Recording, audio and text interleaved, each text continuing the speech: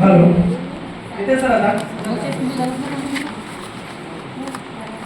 पुन्हा एकदा नमस्कार. कसा वाटला सेशन? छान. कारण इतक्या गोड व्यक्तीने हा गोड विषय शिकवला, छान वाटणारच ना. आणि त्यातल्या कोणती शेती शिकवली आपल्याला? पैशाची. आता सतीश सर नेहमी म्हणायचे की कोण कोण झोपलं आपल्या सेशन मध्ये. सतीश सरांना सांगू इच्छितो, खरं तर ते लोक झोपलीच नव्हती, ही लोक स्वप्न बघत होती. आणि जे लोक खरोखर या सेशन मध्ये झोपली ते महान आहेत, कारण पैशाच्या शेतीचं स्वप्न बघत होते. या झाडाला इतके, त्या झाडाला तितके, बरोबर. पण ती शेती कशी करायची खरोखर चांगल्या शब्दात सरांनी मांडलं. मला असं वाटते सरांसाठी 3 टाळ्या देऊया आणि 3 फुले देऊया. चालेल? सरांना येऊ द्या.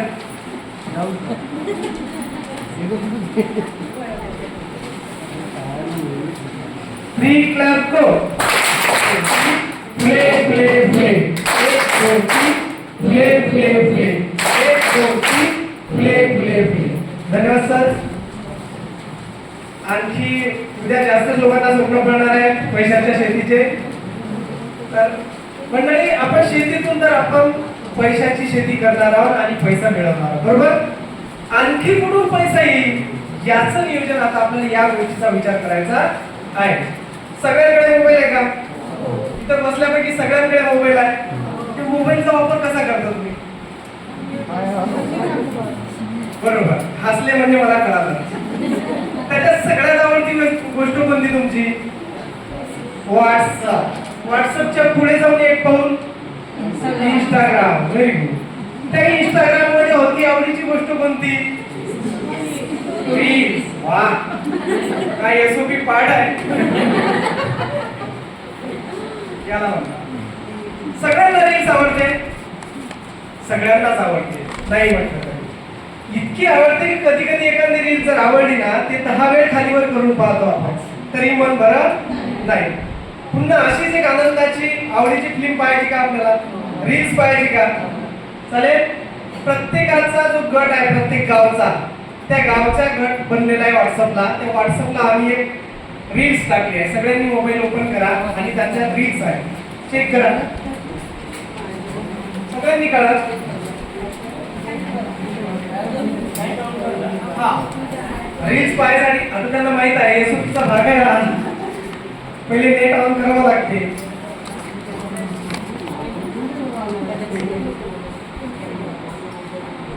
ज्यांच्याकडे मोबाईल नसेल त्यांनी साईडला दाखवा.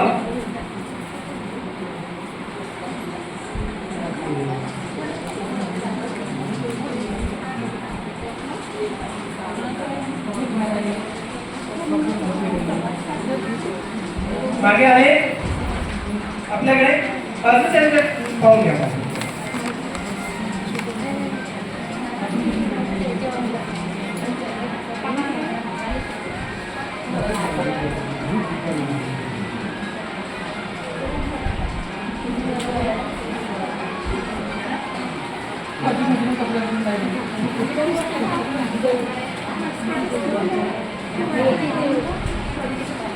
मागे आले, आजूबाजूला पाहून घ्या.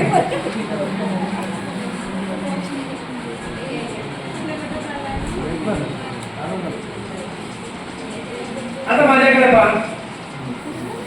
काही लोक आपल्याला हसतायत याचं बाकीच्या लोकांना कुतूहल आहे की नेमकं कोण हसून राहिलं. एक काम करूया, आपण सगळे जण काय करूया, इथे पाहूया की नेमकं हसण्याचं कारण काय होतं.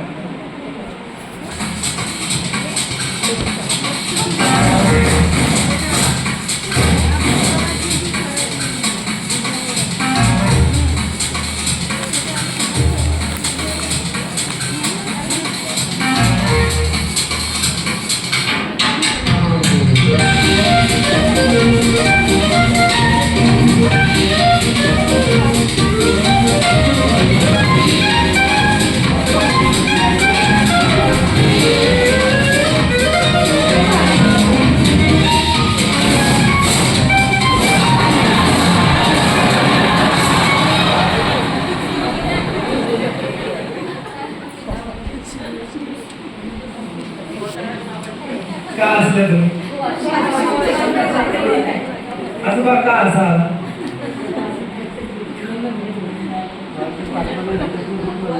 वॉशिंग मशीन दिसली म्हणतात तर त्याच्या झाकणावर कपडे धुवायचे, बरोबर? वॉशिंग मशीनचं काम काय? कपडे धुण्याचं, बरोबर? अंदर की बाहेर? म्हणजे मशीन कशासाठी जन्माला आली? कपडे धुण्याच्या तुमचे शारीरिक ताण कमी करायचा. ताण कमी झाला का वाढला? या मशीन त्यांना माहितच नाही ना कशी मशीनचं काम करायचं, बरोबर?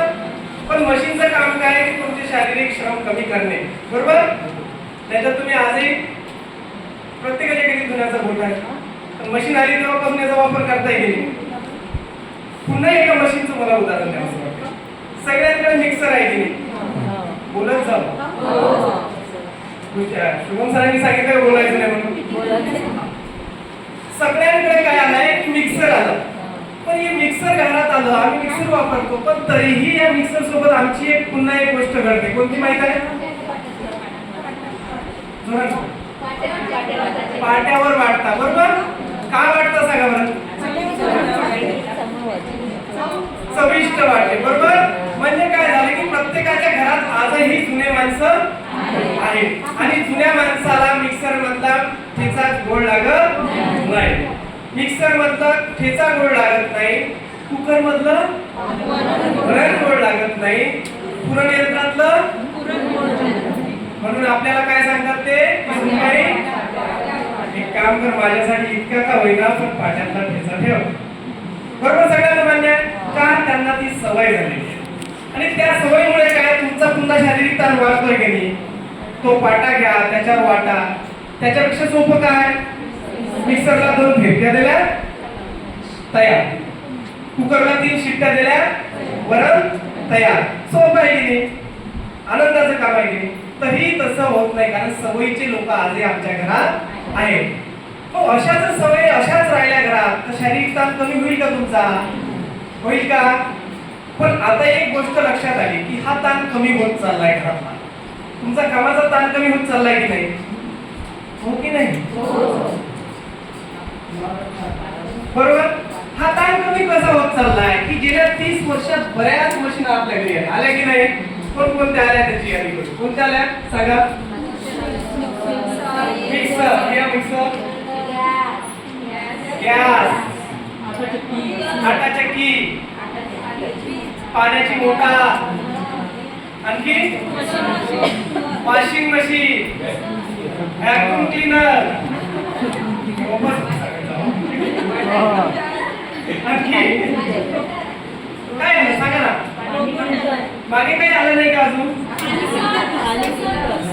ज्युसर, गीझर, फ्रीज, सांगा सांगा.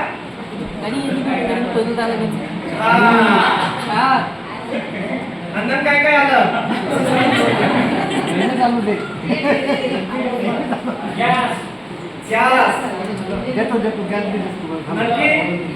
मागे प्रेस, एसी, पंखा, कूलर, सांगा काय काय आलं? नेल कटर, साहजिक आहे ना? प्लेट घ्या, त्याने हाताला दुसऱ्या हाताला लागलं नाही, यंत्र सोपं केलं की नाही? काठोडं बांधून जायचं कपाट, कपडे कपाट खूप महत्वाचं. दोरीवर टांगणारे लोड असे ते टांगले होते, ते आता कुठे गेले? कपाटात गेले. सगळ्या वस्तू आल्या. आता या सगळ्या वस्तू आल्या, याने तुमचा ताण कमी झाला की नाही? पाहायचं का कसा? मिक्सरनं तुमचं काम कमी केलं, गॅसनं सुद्धा केलं. नाही तर आजही आपल्याला इंधनाची सोय लावावी लागत होती. आटा चक्की, दळणाचा डबा घेऊन जावं म्हणता तोंड धकत होतो, पण घरचे वाके दळणाचा डबा ने. पण आता बटनावर चक्की आली, घरीच दळण होते तयार. पाण्याची मोटर, पहिले हातपंपावर जावं लागत होतं, हापसून आणावं लागत होतं, ताणच होता की नाही? डोक्यावर हांड्यावर हांडा, त्याच्यावर पुन्हा छोटी कळशी, मग घरी येणं, ताण होता की नाही? ताण कमी झाला. घरापर्यंत नळ आले, नळाला मोटर लागली, मोटरचं बटन दाबलं, बटनाचं पाणी टाकीत गेलं, टाकीतून एकदम नाही आलं, पाईपात गेलं, पाईपातून किचन पर्यंत गेलं पाहिजे. किचन पर्यंत गेला मग कुठं आम्ही कॉक फिरवला नाही. झालं सोपं झालं की नाही. मग आमचं घरगुती जीवन इतकं सुखी झालं. आता हेच जीवन आम्ही जगलोय तरी अर्थच जगलोय, बरोबर. आता कोणती पिढी लागली हो? बऱ्यापैकी आता आपल्या लेकरा बाळांचा जग चालू होईल. काही नोकरीवर लागतील, काहींना शेती करावं लागेल, बरोबर. पण मला सांगा, ह्या मशीन, घरच्या मशीन जर आपल्याला इतकं सुंदर आयुष्य देऊ शकतात, एवढं सहज आमचा ताण कमी करू शकतात, हे आयुष्य द्यायचं मुलांना की मशीन नसतानाच आयुष्य द्यायचं? आवाज नाही आला. मशीन असतानाच जीवन द्यायचं. सगळ्यांना पटतंय? अजूनही इकडे काहीतरी टाकताय. मशीनचं आयुष्य द्यायचं सगळ्या मुलांना की मशीन नसतानाच? एक वेळ जोरदार सगळ्यांनी सांगा, कसं द्यायचं? मशीन आता आपण तेच पाहणार आहोत की आपल्या मुलाबाळांना पुढच्या भविष्यात जर आयुष्य द्यायचं असेल तर ते मशीनच्या सोबतच आयुष्य द्यायचं. म्हणजे मशीन आणि यांत्रिकीकरणाने आमच्या मुलाबाळांच्या जीवनात किती आनंदमय वातावरण निर्माण होईल हे आयुष्य आम्हाला द्यायचं. आम्ही घरात मशीन आल्या त्याने आमचं जीवन सुखकर झालं.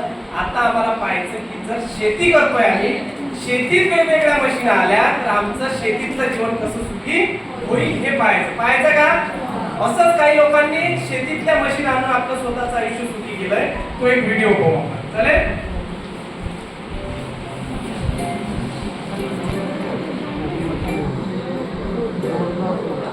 आपल्या गटाने शेती घेऊन एखादा व्यवसाय सुरू करावा जेणेकरून 4 अधिकचे पैसे पदरी पडतील असा विचार बोरगावच्या महालक्ष्मी महिला शेतकरी गटाच्या मनात घोळत होता. आणि मग या व्यवसायाकरिता गटाने एका समस्येवर आपलं लक्ष केंद्रित करायचं ठरवलं. गेल्या काही वर्षांपासून दरवर्षी हंगाम सरत आला की बोरगावातल्या शेतकऱ्यांचा जीव टांगणीला लागायचा. कारण या काळात मळणी यंत्र काही केल्या हाती लागायचंच नाही. दिवस वाट बघायला लागायची मशीनवाल्याची. आता तोंडाच्या आलेला घास असतो की नाही, तो सुद्धा काय वेळेला भिजायचं, सोयाबीन काळं पडायचं. मग काय, पिकाच्या मळणीची ही समस्या सोडवायची आणि यातूनच व्यवसाय उभारायचा असं गटानं पक्क ठरवलं. मनात विचार आला तर आपणच जर मशीन खरेदी केलं, आपल्या गटाला पण एक व्यवसाय म्हणजे होईल. आपल्याला पण आपण पण म्हणजे आत्मनिर्भर होऊ, पैशाच्या बाबतीत स्वावलंबी होऊ. गटाने एकत्र येऊन मळणी यंत्र विकत घ्यायचं ठरवलं. पण त्यासाठी लागणारं भांडवल कुठून आणणार? यावेळी गटातील एक सदस्य पुढे आल्या. तर आमच्यातल्या एक नमितानिका म्हणून एक सदस्य आहे, त्या म्हणल्या माझ्याकडे सोनं आहे, आपण ते गहाण ठेवूयात, त्याच्यावर पैसे घेऊयात. त्या एका बाईला सोनं म्हणजे किती प्रिय असतं सगळ्यांनाच माहिती आहे. पण ह्या गटाची एकी आणि आमची जिद्द बघून त्यांनी स्वतःचं सोनं द्यायची तयारी दर्शवली. ह्यांना विचारलं तर ते बी हो म्हटले. मग दाग ठेवायचं ठरलं, सोने तारण केलं. मग त्यातून 2,50,000 रुपये मिळाले सोने तारण करून. मग त्यातून आम्ही आमची स्वतःचीच मशीन घेतली. लेडीजनी जाऊन आम्ही तिथं दुकानात बार्गेनिंग वगैरे करून आम्ही ती मशीन आणली. मग यंदा जेव्हा सोयाबीनच्या काढणीची वेळ आली तेव्हा गटातील महिला एकदम बिनधास्त होत्या. पावसाचा अंदाज घेत त्यांनी काढणीचं आणि मळणीचं काटेकोर नियोजन केलं. नियमावली बसवली. नेमकं ह्या दिवशी कुणाच्यात यायचं, एका दिवसाला 40 क्विंटल मळणी मशीन मध्ये असं ठरलं की एका दिवशी दोघींचं मारायचं. असं आम्ही नियोजन केलं आणि ते पावसात भिजून न देता, आमचं नुकसान न होता ते सोयाबीन आम्ही चांगल्या प्रकारे घरी आणली. गटातील सर्व सदस्यांचं पीक काढून मळून झालं आणि जीव भांड्यात पडला. आणि मग गटाने गावातील इतर शेतकऱ्यांना मळणी यंत्र भाड्याने द्यायला सुरुवात केली. मग गावातल्या लोकांचं पण सोयाबीन होतं. मग म्हटलं आता मशीन तर आपली बसून राहणार, चला त्यापेक्षा बाहेरचं पण आपण घेऊयात. मळणी यंत्राच्या व्यवसायाचं आर्थिक गणित गटासाठी मस्त जुळून येतंय. गटातला आणि बाहेरचा असं मिळून 600 क्विंटलची कंप्लेंट मळणी केली. त्याच्यामध्ये आम्हाला 2,10,000चा फायदा झाला. त्यातून आम्ही 1,20,000 कर्जामध्ये रिटर्न भरले आणि 46,000 रुपये आमचा तिथं मेंटेनन्स म्हणजे डिझेल आणि ट्रॅक्टरवाल्यांचा खर्च. तर त्यानंतर आता गहू ज्वारीचा सीझन आलाय, त्यात पण आमचं बऱ्यापैकी म्हणजे आतापर्यंत आमचा जवळजवळ 25,000 ते 30,000चा धंदा झालाय गहू ज्वारी हरभरा त्या पिकात. आणि आता त्या राहिलेल्या अगदी पुढच्या सोयाबीनच्या सीझनला आमची मशीन नीलच होणार अशी आमची जिद्द आहे आमच्या गटाची. गटाचा आत्मविश्वास वाढला आणि मग गटाने आणखी एक निर्णय घेतला. खरेदी केलं मिरची कांडप यंत्र. मग आमच्या गटातल्या काही महिला अशा वर्कर म्हणून बाहेर शेतात जातात, मग त्यांना काहीतरी काम, त्यांना बी स्वावलंबी बनवायचा हा आमचा हेतू. मग त्याच्यामुळे आम्ही ते 30,000चं आम्ही मिरची कांडप यंत्र सेकंड हँड घेतलं. एक जोडधंदा म्हणून मिरची कांडप यंत्राचा मोठा हातभार गटातील महिलांना लागतोय. मिरची कांडपमध्ये आम्ही मिरची बारीक करतो, हळद पावडर करतो, धना पावडर करतो, गोडे मसाले वगैरे करतो. जून पासून मॉलला द्यायला सुरुवात करणार आहे, कारण आता 2 महिने तर गावातली मिरची कुटून द्यायचा आमचा भरपूर व्यवसाय चालू आहे. 140 किलो मिरची कुठून झाली आमची सध्या. 7-8 हजार आमचे कमवलेत हे 8च दिवसात. समृद्धीच्या शिडीवर एक एक पायरी चढण्यात महालक्ष्मी महिला शेतकरी गट अग्रेसर आहे.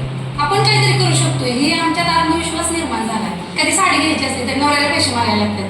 आता ह्या गटात ह्या मशीनमुळे 4 पैसे मिळू लागले, ते स्वतः काहीतरी घेऊ शकलो, हा आत्मविश्वास आमच्यात निर्माण झाला.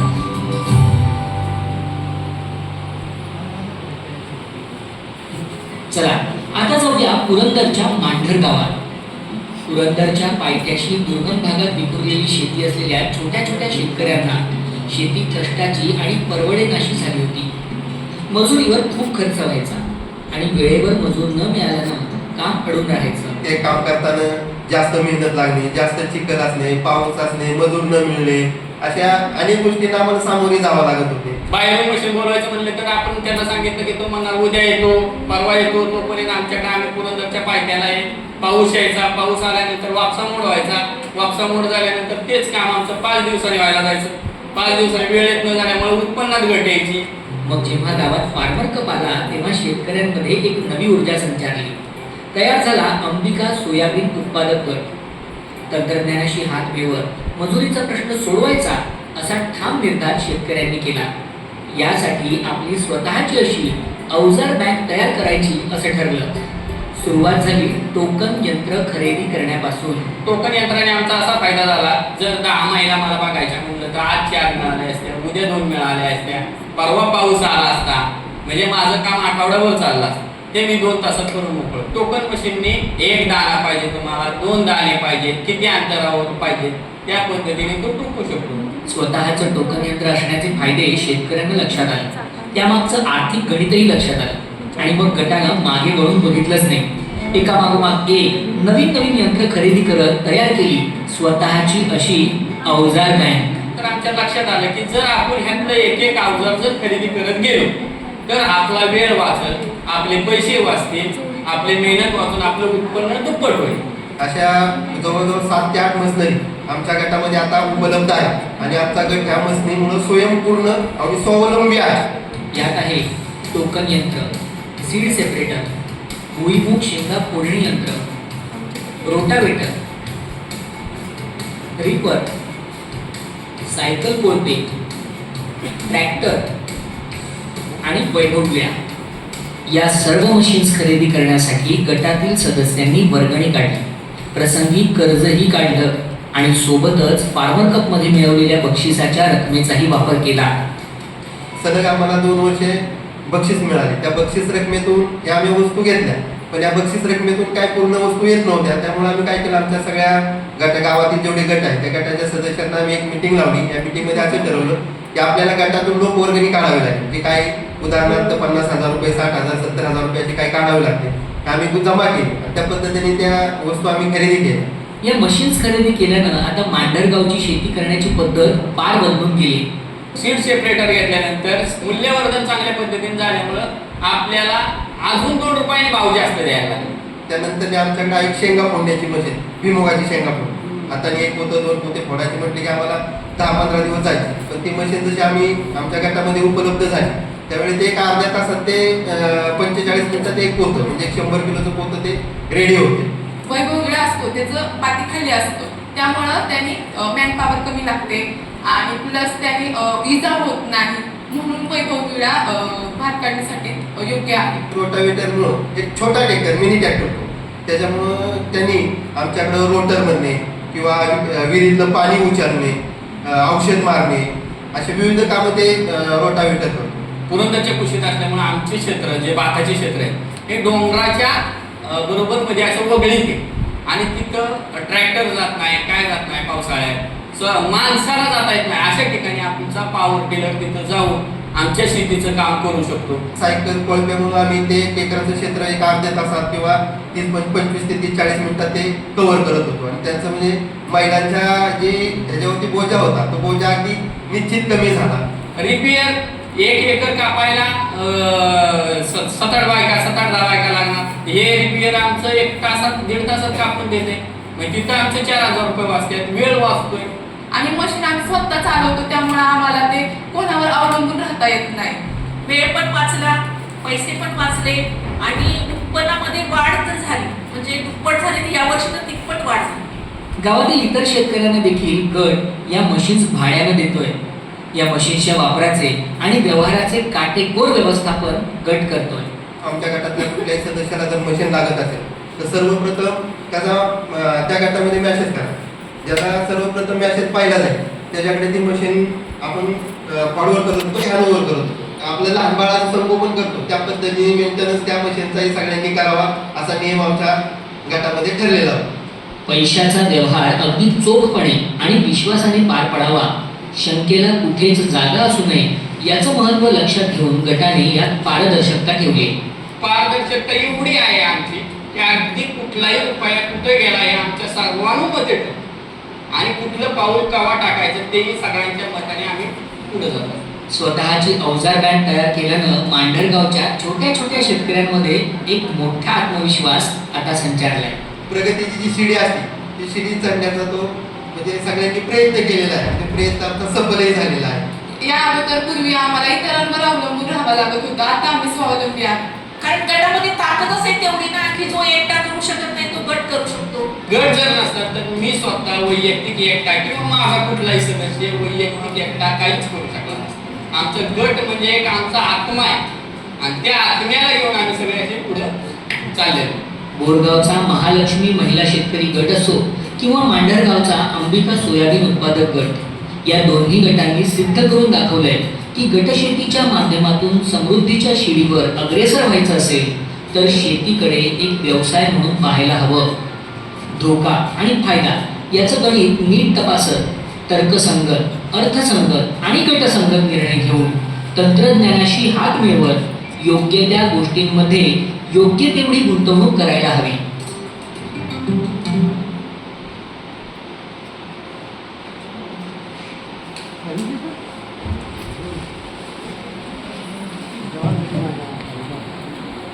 पाहिला व्हिडिओ?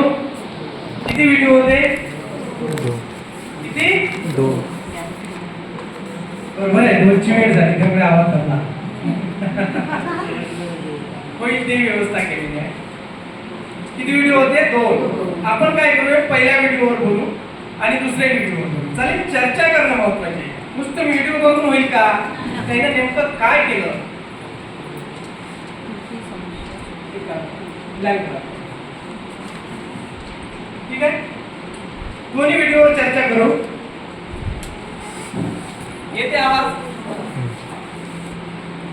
पहिला गट कोणता होता? काय नाव होतं त्या गटाचं? महालक्ष्मी शेतकरी गट. दुसरा अंबिका शेतकरी गट. आपल्यासारखे गट होते. गटांनी एक गोष्ट केली, दोन्ही गटांनी एक महत्वाची गोष्ट केली, एक निर्णय घेतला. कशाचा निर्णय घेतला होता?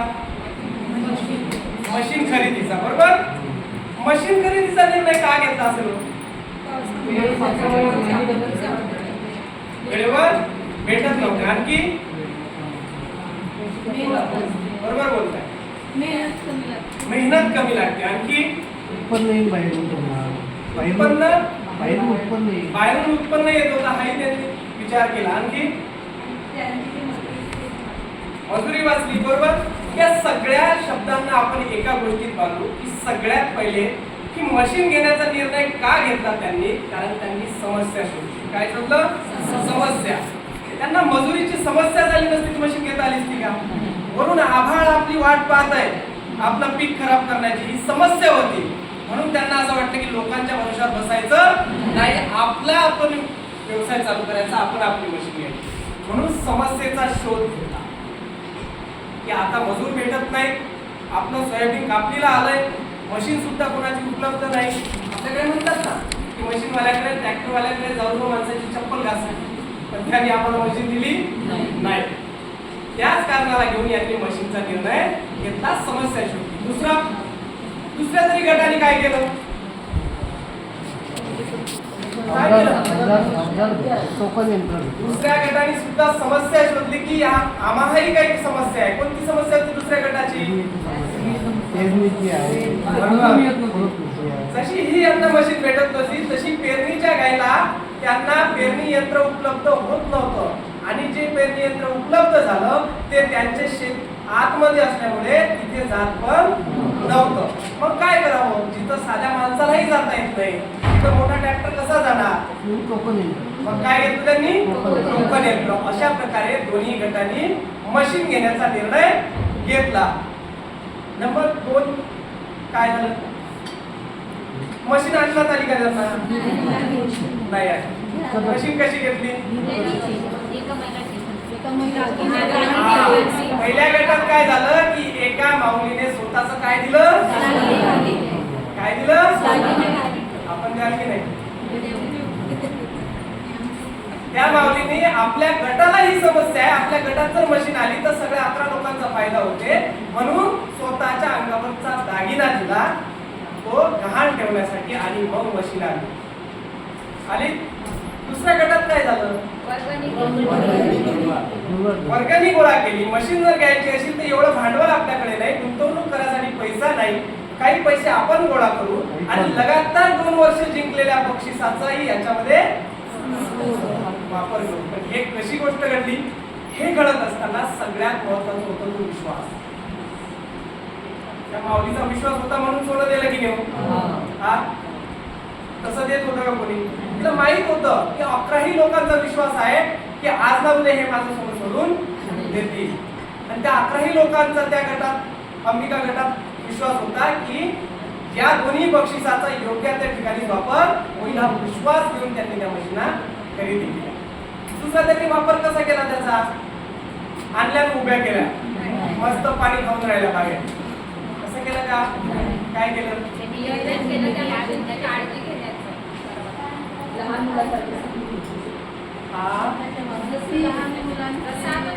संगोपन केलं नाही जसं लहान मुलांचं संगोपन सगळ्यात महत्वाचं केलं की ही मशीन आणली, आता हिचा वापर करायचा आहे. या मशीनची कपॅसिटी शोधली त्यांनी. 40 क्विंटल एका दिवशी काढू शकते. आता दिवस राहिले नाहीत फार नियोजन करायचे म्हणून तात्काळ नियोजन केलं की दररोज 2 व्यक्तींचं सोयाबीन काढायचं, कापणी आणि मळणी त्याची करायची आणि असं करता करता पूर्ण गटाचं सोयाबीन काढून झालं. मग आता गटाचं सोयाबीन काढून झालं, ही मशीन अशीच उभी राहू द्यायची का? मग काय केलं? बरोबर, आता आपण बरोबर ट्रॅक पकडला. त्यांनी काय केलं? तीच मशीन भाड्याने दिली. या सगळ्या गोष्टीतून त्यांना पैसा जमा झाला. किती झाला? त्यांनी शांत झोप घेतली. त्यांना माहिती आहे किती झाला? 2,10,000 रुपयाचं त्यांचं सीझन झालं. आपण म्हणतो ना ट्रॅक्टरचं इतकं सीझन झालं तितकं झालं. त्यांच्या गटाच्या मशीनचं सुद्धा एक सीझन झालं होतं की 2,10,000 त्या मशीनने कमावले होते आणि ते कमावल्यानंतर त्यांनी काय केलं? प्रत्येकीने 5-5 ग्रॅम सोनं घेतलं. काय केलं? हा नाही जोराने सांगा. सगळ्यात महत्वाचं की ज्या माऊलीने आमच्यावर विश्वास ठेवला होता त्या माऊलीचं सोनं पहिले सोडलं, त्या ताईचं सोनं पहिले सोडून दिलं त्या पैशातून आणि उरल्या पैशातून त्या मशीनचं मेंटेनन्स, त्या मशीनचा खर्च आणि बाहेरून घेतलेली कर्जाची परतफेड हे त्या गटाने केली. एवढं चांगलं काम त्यांनी उभं. मग आता ही एक मशीन आली, या मशीनचा पुन्हा पैसा कसा वाढेल त्याचा दृष्टिकोन तयार झाला की अरे पैसे जर ह्याच्यातून येऊ शकतात. एका मशीनने जर भाड्याने दिल्यावर 25-30 आपण बाहेर कमावले तर एका मशीन पासून दुसरी मशीनचा दृष्टिकोन तयार झाला. कोणती मशीन घेतली? मिरची कांडप यंत्र घेतलं. मग मिरची कांडप यंत्रातून पैसे भेटले त्यांना. किती भेटले? 7,000-8,000 रुपये. म्हणजे थोड्या दिवसातच कमावले त्यांनी 7,000. आणि हे होत असताना एक महत्वाची गोष्ट घडली. कोणती घडली? त्यांच्या गटातील काही महिला बाहेर कामाला जात होत्या, त्यांना उद्योग आमच्याच गटातल्या महिला जर 200 रुपयाने बाहेर त्या उन्हात कामाला जात असतील, तेच 25-30 हजाराची मशीन घेऊन 400 रुपये मजुरी आमची मशीन कमावून देत असेल, आमच्या गटातील सदस्यांना तर काय वाव काय हा विचार त्यांनी केला आणि त्या 2 माऊल्यांना सुद्धा रोजगार उपलब्ध करून दिला. झाला की नाही फायदा गटाला? गटात आनंद असेल की नाराजी असेल? हा झाला पहिल्या गटाचा प्रवास. दुसऱ्या गटाने काय केलं? फक्त एकच मशीन टोकन यंत्र घेऊन थांबलं का? नाही थांबलं. दुसरं काय केलं? म्हणजे एका मशीनहून 10 मशीन पर्यंत पोहोचले. कोणकोणत्या मशीन होत्या?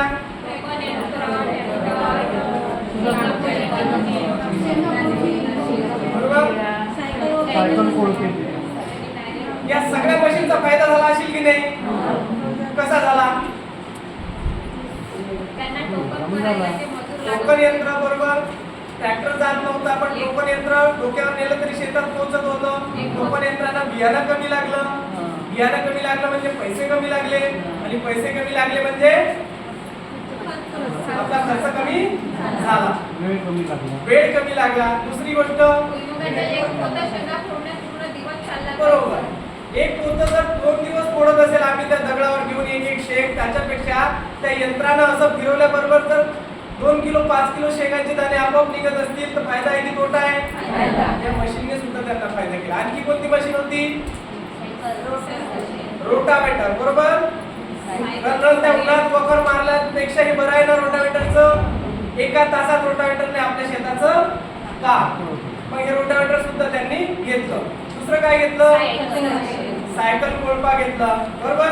जिथं बैल जाणे शक्य नाही, वरून पाऊस आहे, आता कोणाकडे बैल आहेत नाही, त्याच्यापेक्षा आपण सायकल कोळपे घेऊया आणि 11 लोक म्हणजे काय 1 तासात 1 एकर वावर होऊन जायचं. झाला की नाही फायदा? अशा प्रकारे त्यांना फायदा होत गेला आणि सरते शेवटी एक बँक तयार झाली. तिचं नाव काय होतं? काय होतं? बँक. आम्ही आतापर्यंत HDFC, Maharashtra, state bank, ICICI, Hyderabad या सगळ्या बँका पाहिल्या. पण आज नवीन बँकेचं नाव आहे. तिचं नाव काय? अवजार बँक. या अवजार बँकेने आमच्या शेतकऱ्याचे श्रम कमी केले की जास्त केले? कमी केले.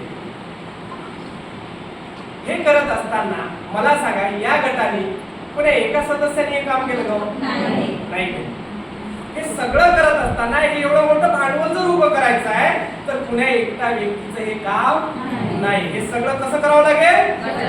गटाने. पहिला व्यक्ती जो म्हणते ते 11ही व्यक्तीने म्हटलं पाहिजे. सगळे एक विचाराने येऊन सगळ्यांचे एक विचार होऊन हे काम झालं पाहिजे. तेव्हाच एका छोट्या व्यवसायाला एका कंपनीचं स्वरूप देऊ शकतो. एका मशीनचं एका अवजार बँकला रूप दिलं की नाही? एकच मशीन होती की त्यांच्याकडे पण त्यांनी रूप कशाला दिलं? बँकेचं दिलं. तसंच आमच्या एका छोट्या गटाला आता आम्हाला व्यवसायाकडे न्यायचा आहे आणि एका कंपनीचं रूप द्यायचं. या सगळ्या लोकांचे श्रम कमी झाले की नाही? यांच्याकडे पैसा येणं चालू झाला की नाही?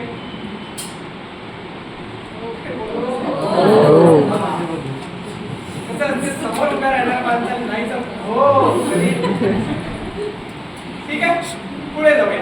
पैसा कमावला, पैसा यांच्याकडे येणं चालू झाला, दृष्टिकोन तयार झाला की आम्ही आता शेती सोबत व्यवसायाचा सुद्धा दृष्टिकोन तयार होत गेला. मग ह्या शेतीच्या मशीना झाल्या, आणखी मशीन घेण्याचा निर्धार करू शकत नाही का आपण? आपल्याकडे गट करू शकत नाही का? मला आजही समजलं की आजही आपल्या नरखेड तालुक्यात वेगवेगळे गट काहीतरी वेगवेगळं नियोजन करत आहे. लाकडी तेल गाळ्याचं नियोजन आपल्या नरखेड तालुक्यात चालू आहे. चालू आहे सर. कदाचित ते लोक इथे बसले सुद्धा असतील. आहे काही गट आमचे आजही त्या नरखेडमध्ये जे आम्ही व्हिडिओत पाहिलं शेतीबद्दल ते उद्योग धंदे, लघु उद्योग, गृह उद्योगात उतरलेले आहेत. पापड, कुरड्या काय असतील, शेवळ्या, ह्या छोट्या उद्योगापासून जरी सुरुवात केली असेल तरी त्यांनी आता आपल्या दृष्टिकोनाला व्यावसायिक दृष्टिकोनाकडे वळवलेला आहे. कारण त्यांना समजलं शेतीसोबत याच्यातून सुद्धा पैसा मिळतो. मग तुम्हाला सगळ्यांना कमवायचा का असा पैसा? किती लोकांना वाटतं की आम्ही पैसा कमावला पाहिजे मशीन आणून? आमच्या गटाने मशीन घेऊन पैसा कमावला पाहिजे. किती लोकांना वाटते? पुढे काहीच वाटत नाही. सगळ्यांना वाटते ना? सगळे तयार आहेत मशीन घेऊन आपला उद्योग उभारण्यासाठी, आपले श्रम वाचवण्यासाठी आणि पैसा कमवण्यासाठी तयार आहेत. चला खूप छान वाटलं. आता तुमच्या या तयारीसाठी मला काही 2-4 गोष्टी आणखी सांगाव्याशा वाटतात की तुम्ही जर मशीन घ्यायला तयार आहे तर मशीन घेताना काही काळजी घेतली पाहिजे. कारण आता आपण काय करणार आहोत, काही मशीन खरेदी करणार आहोत, व्यवसाय भांडवल उभं करणार आहोत. त्यासाठी काही गोष्टी आहेत मला सांगावंसं वाटतं तुम्हाला. पाहायच्या का त्या? मशीन जर आपल्याला खरेदी करायची तर कोणती काळजी घेतली पाहिजे, 5 प्रश्नावर आता चर्चा करू. अजिबात मी सांगणार नाही, चर्चा आपल्या सगळ्यांना करायची आहे. नंबर 1, समस्या सोडवण्यासाठी मशीन हवी आहे. कोणती समस्या? बरोबर. त्या दोन्ही गटांनी समस्येचा विचार करूनच मशीन खरेदी केल्या होत्या. आपल्याकडे कोणती समस्या आहे?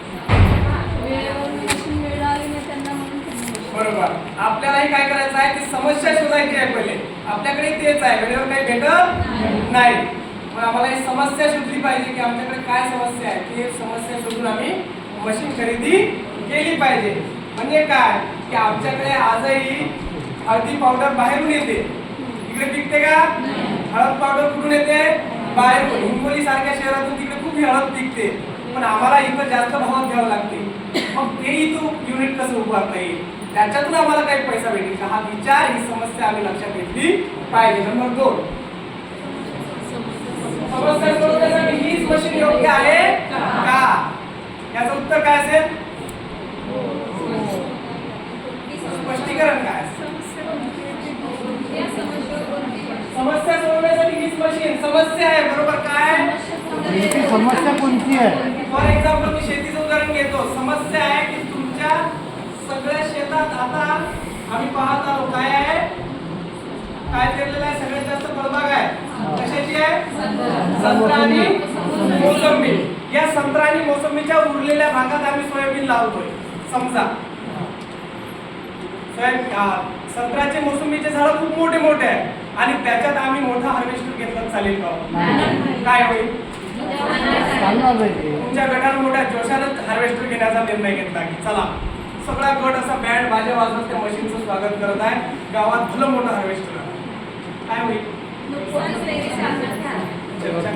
काय होईल? आमच्या त्या हार्वेस्टरला कित्येक लोक पाहून जातील. काय कारण? काय पाहून जातात लोक? कारण ते समस्या सोडूच शकत नाही. कारण शेती कशी होत आहे, फळबागीच्या आतमध्ये, तिथं ते मोठे हार्वेस्टर फिरू शकत नाही, जाऊ शकत नाही. येईल का कोणी? सांगेल का कोणी? मस्त पैकी ते पाण्यात पाणी खात नाही. म्हणून समस्या सोडवण्यासाठी ही मशीन योग्य आहे का विचार करणं महत्वाचा आहे. नंबर 3, मशीनची किंमत. काय सांगते मशीनची किंमत? मागे मशीनची किंमत काय सांगते आम्हाला की मशीनची किंमत ठरवली पाहिजे. बरोबर. आमच्याकडे फार मोजकं भांडवल आहे आणि आम्ही विचार करतो विमान घ्यायचा. चांगला आहे विचार करताय तुम्ही, पण ते भांडवल कसं विस्तारित झालं पाहिजे, पैसा कुठून येईल हा विचार आमच्या मनात असला पाहिजे. आणि मशीनची किंमत यावर बोलायचं झाल्यास कुठं मशीनची किंमत कमी आहे, कोणता डीलर आम्हाला कमी रुपयात देऊ शकतो. मग नरखेडमध्ये जर 5,000 किंमत असेल तर वरुणात जर 4,500 मध्ये भेटत असेल तर आम्ही कुठून खरेदी करणार? हा मशीनच्या किमतीबाबत बोलायचा भाग झाला. मग मशीनची किंमत 10-12 लाख रुपये आहे, आमच्याकडे 8 लाख रुपये जमवू शकतो. बरोबर. मग उरलेल्या 4 लाखाचं काय? 4 लाख कुठून आम्ही जमा करू शकतो? कोणत्या फायनान्सचा रेट कमी आहे, कोणती आणखी स्वायत्त संस्था देऊ शकते का आम्हाला? या गोष्टीचा विचार करून आम्ही एक किंमतवर नियोजन करायचं आपल्याला. पुढे मशीनची देखभाल सगळ्यात महत्वाची गोष्ट. काय सांगते?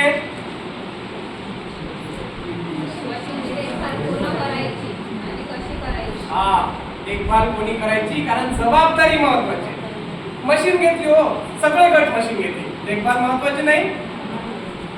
ट्रॅक्टर घेतला उभा बाहेर उन्हातच, त्याला कोणी पाहतही नाही, त्याचं कोणीतरी चाक खोलून नेत आहे, कोणीतरी त्याच्यावरचा टपच खोलून नेला, कुणाचंच लक्ष नाही. त्याच्या 4ही चाकातली हवा गायब आहे.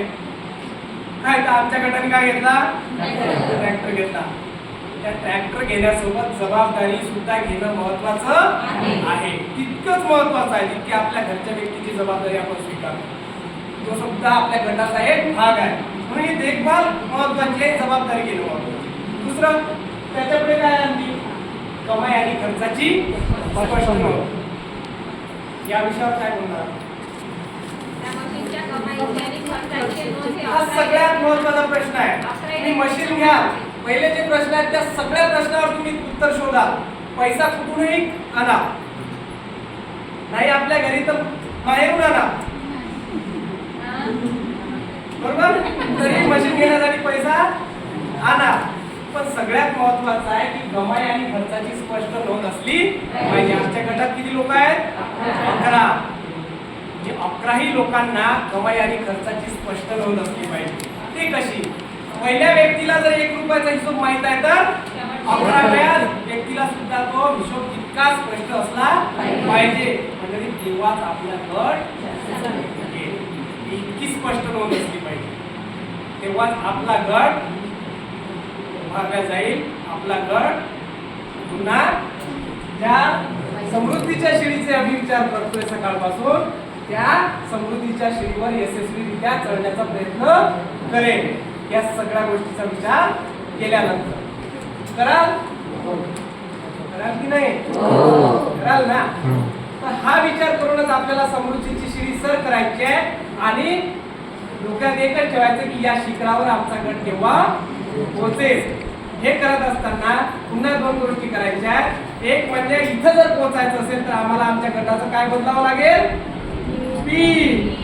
आणि दुसरी गोष्ट म्हणजे पीक बदलून आम्हाला आमच्या गटात मशीन आणाव्या लागतील, तेव्हाच आम्ही या शिडीवर पोहोचू शकू किंवा या शिडीचे प्रत्येक पायरी चढू शकू. मंडळी करा तुम्ही, ही आशा आहे मला. खूप वेळ झाला आहे, तुमचा जास्त वेळ घेतलाय, पण तुम्ही काही गट करत आहेत त्यांचं कौतुक आहे. जे लोक करतील त्यांच्यासाठी शुभेच्छा आहे. काही माझ्या सेशनमध्ये चुकलं असेल, काही वाईट शब्द केला असेल त्याबद्दल क्षमा मागतो आणि तुमच्या या पुढील वाटचालीसाठी शुभेच्छा देतो. धन्यवाद.